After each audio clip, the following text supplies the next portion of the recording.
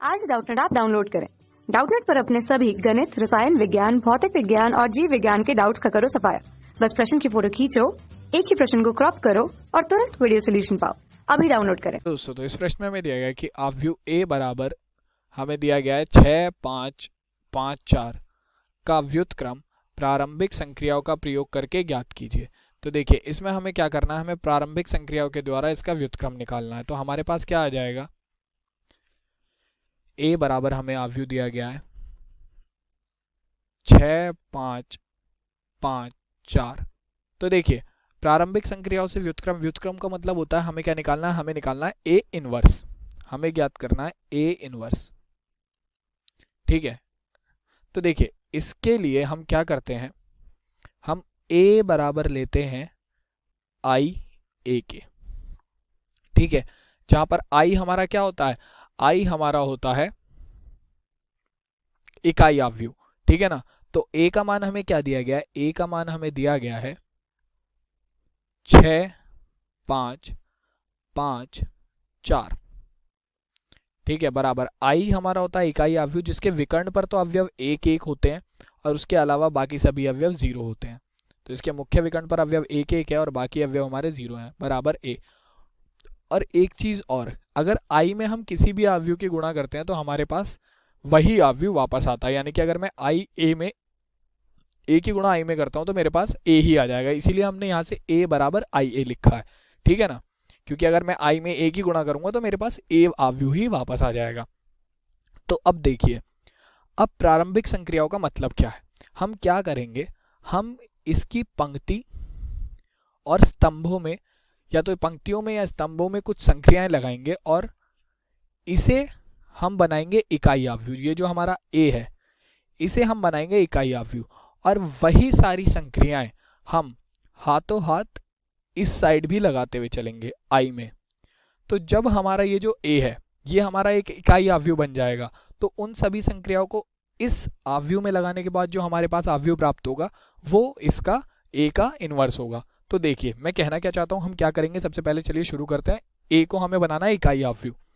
तो ए को इकाई अवयव बनाने के लिए मुझे क्या करना पड़ेगा, मुझे 6 को 1 बनाना पड़ेगा, क्योंकि इसके विकर्ण के अवयव क्या होने चाहिए, इसके विकर्ण के अवयव होने चाहिए 1। तो मुझे 6 को सबसे पहले 1 बनाना है। तो मैं क्या करूंगा, मैं लिखूंगा C1 को मैं लिखता हूं C1 माइनस C2।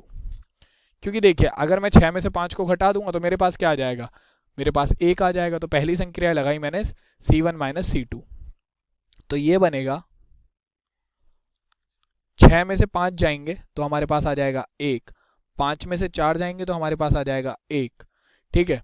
अब देखिए, ये तो हमारा ऐसे ही रहेगा 5 और 4 बराबर। अब यहां पर हमें क्या लगाएंगे, यही जो संक्रिया हमने पहले अपने ए अवयव में लगाई थी, यही संक्रिया अब हम इस अवयव में लगाएंगे। तो 1 माइनस 0 हो जाएगा 1, और 0 माइनस 1 क्या हो जाएगा, ये भी हो जाएगा माइनस का 1। बाकी ये 0 और 1 गुणा ए।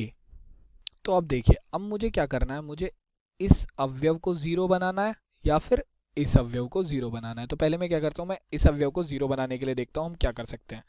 तो हम इसे लिखते हैं, C2 को मैं लिखता हूं C2 माइनस 5 गुणा C1, ठीक है। अगर मैं C1 में 5 की गुणा करके C2 में से माइनस करूंगा तो देखिए हमारे पास क्या आता है। तो ये हमारा बन जाएगा, C1 को तो मुझे ऐसे ही लिखना है, तो C1 तो 1 और 1 ऐसे ही आ गया। अब देखिए C2 यानी कि 5 माइनस 5 गुणा C1, तो C1 का मान क्या है, यहाँ पर 1 है। 1 में 5 की गुणा करेंगे तो हमारे पास क्या आएगा, 1 में 5 की गुणा करेंगे तो 5 आ जाएगा, और 5 माइनस 5 कितना हो जाएगा हमारा 0।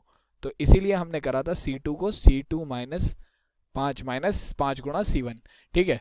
अब यहाँ पर हमारा क्या होगा, तो देखिए C2 का मान तो है 4 और 5 गुणा C1, तो 5 गुणा C1 का मतलब क्या होगा, 5 गुणा C1, तो C1 में तो 1 है, तो ये हो जाएगा 4 माइनस 5 जो कि आएगा माइनस का 1, यानी कि इसका मान क्या आ गया, ये आ गया हमारा माइनस का 1 बराबर। अब यही चीज हमें यहां पर भी लगानी है, तो 1 और माइनस का 1 तो ऐसे ही आ गया। अब देखिए, तो ये हो जाएगा हमारा 0 माइनस 5 बराबर हो जाएगा माइनस 5 के, तो यहाँ पर तो आ गया माइनस के 5, और ये हो जाएगा हमारा 1 माइनस।